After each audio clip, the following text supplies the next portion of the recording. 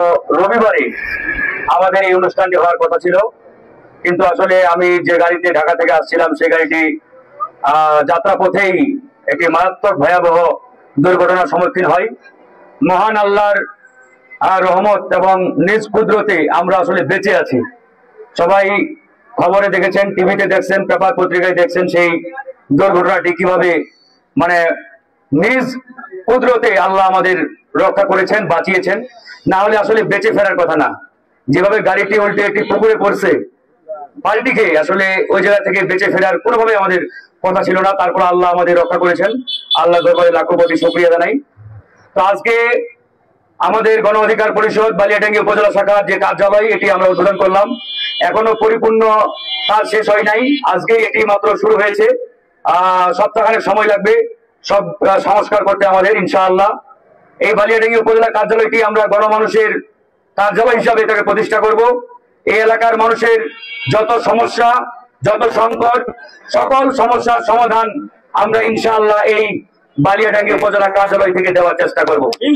এই বালিয়াডাঙ্গির মাটি হবে ট্রাক মার্কার ঘাঁটি, গণ অধিকার পরিষদের ঘাঁটি।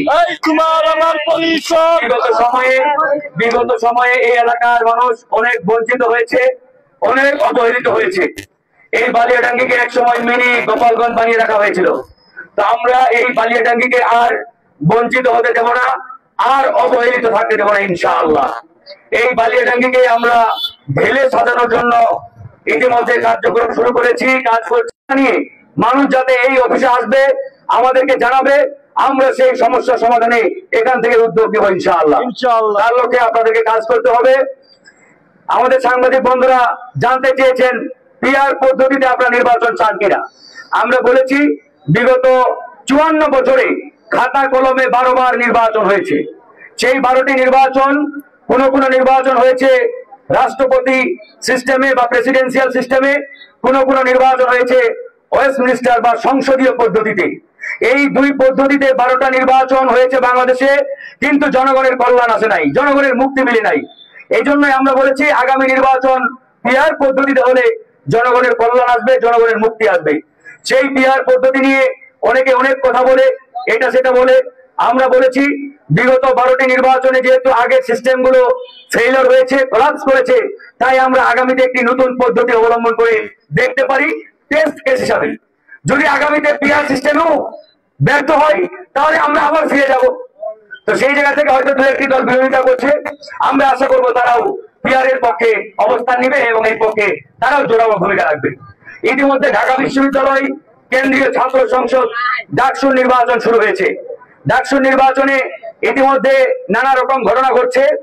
আমরা বলেছি ডাকসুকে বলা হয় মিনি পার্লামেন্ট, মানে বাংলাদেশের দ্বিতীয় সংসদ।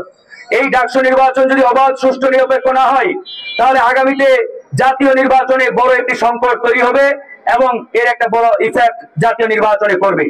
তার জন্যই ডাকসু নির্বাচন অবশ্যই অবাধ, সুষ্ঠু, নিরপেক্ষ হতে হবে। এই ডাকসু নির্বাচনের মাধ্যমে আমরা আগামীর যে বাংলাদেশের নতুন নেতৃত্ব, সেই নেতৃত্বের যে উন্মুক্ত পথ, এটা আমরা তৈরি করতে চাই। আপনারা জানেন যে গত 19 সালে আমি সেই ডাকসু নির্বাচনের এজিএস প্রার্থী ছিলাম। দীর্ঘ 28 বছর পরে সেই নির্বাচনটি হয়েছিল। অর্থাৎ 1990 সালের পরে ডাকসু নির্বাচন বন্ধ করে দেওয়া হয়েছিল পরিকল্পিতভাবে। এই কারণে বিগত 30 বছর বাংলাদেশের নেতৃত্বে একটা বড় ধরনের সংকট কিন্তু তৈরি হয়েছে। কারণ ডাকসুকে বলা হয় নেতা তৈরির কারখানা। এখন আপনি নেতা তৈরির ফ্যাক্টরি যদি বন্ধ করে দেন, তাহলে তো নেতা উৎপাদন হবে না।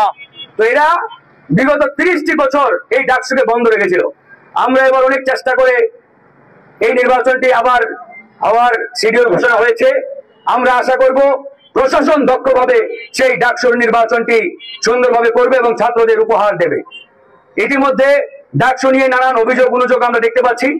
আমরা ঢাকা বিশ্ববিদ্যালয়ের উপাচার্য প্রশাসনকে বলেছি, আপনারা যদি একটি অবাধ, সুষ্ঠু নির্বাচন উপহার দিতে না পারেন, এটা কিন্তু আপনাদের ইতিহাসে একটি কলঙ্কজনক অধ্যায় হয়ে থাকবে। তাই আপনাদেরকে একটি অবাধ, সুষ্ঠু নির্বাচন উপহার দিয়ে একটা দৃষ্টান্ত উদাহরণ সৃষ্টি করতে হবে। তো আমরা আশাবাদী যে আগামী 9 তারিখ যে ডাকসু নির্বাচন, এই নির্বাচনটি অবশ্যই অবাধ এবং সুষ্ঠু হবে ইনশাআল্লাহ।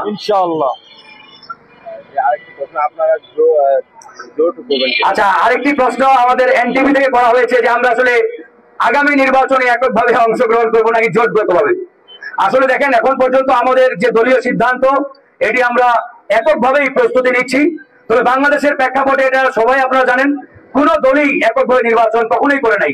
সেটা বিএনপি বলেন, জামাত বলেন বা আওয়ামী লীগ যখন ছিল তারাও, প্রত্যেকটি দলই কিন্তু বিগত 12টি নির্বাচন হয়েছে বাংলাদেশে দলগত ভাবে কিংবা জোটগত ভাবে কিন্তু নির্বাচনগুলো করেছে।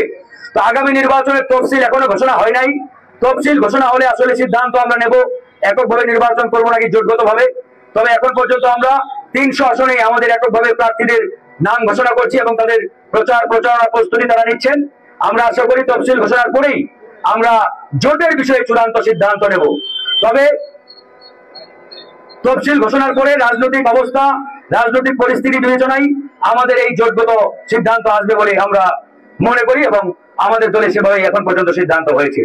তো যাই হোক বন্ধুগণ, এখানে যারা উপস্থিত রয়েছেন আমাদের বালিয়াডাঙ্গি নেতৃবৃন্দ, সকলকে একটা কথাই বলবো, আমাদের এখন দুর্বার গতিতে এগিয়ে যেতে হবে, দুর্বার গতিতে কাজ করতে হবে। এই বালিয়াডাঙ্গিকে আমরা এমন ভাবে গড়ে তুলতে চাই, এখানে যাতে কোনো চাঁদাবাজি, টেন্ডারবাজি, মাদকবাজির কোনো ঠাঁই না হয়। বিগত সময়ে যেভাবে এই বালিয়াডাঙ্গিকে কুক্ষিগত করে রাখা হয়েছিল, আগামীতে ইনশাআল্লাহ এটা আমরা আর হতে দেব না। সবাই ভালো থাকবেন, আল্লাহ হাফেজ।